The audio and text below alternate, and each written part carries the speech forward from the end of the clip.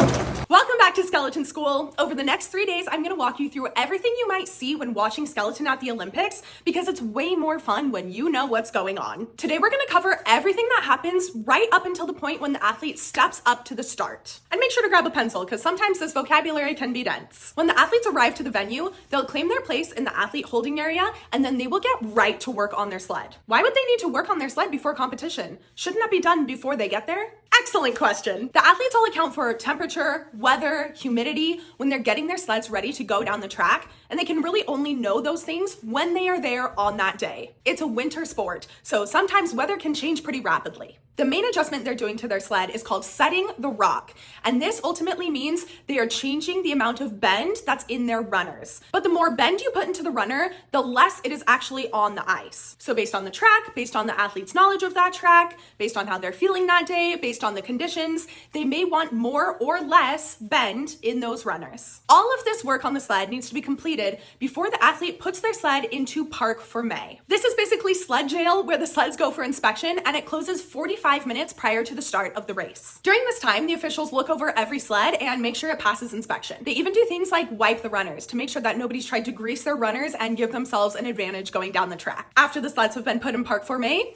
each athlete typically will go in, start to warm up, change into their speed suit, and get in the zone. Every athlete also has someone who serves as the sled dog. Now, the sled dog is typically a coach, but it doesn't have to be. The sled dog's main purpose is to get the sled and bring it to the line for the athlete. Depending on the day and the conditions, there could be an ice box required. So an ice box is where you have to lay the sled with your runners on the ice for a certain amount of time set by the officials. This is most likely being taken care of by the sled dog, but the sled is laid on the ice, supervised by an official for the allotted amount of time, and then brought to the start for the athlete. There is a start list that's posted and announced that lets you know the order the athletes will be competing in for the day. So once the athlete prior starts their run down the track, the next athlete is welcome to step up and start getting ready. The sled dog will bring their sled over and continue to hold it while the athlete removes their coat, removes their pants, puts in their mouth guard, puts on their helmet, secures it, and then the athlete will accept their sled and get ready to go. Hopefully this vocab didn't stump you too much.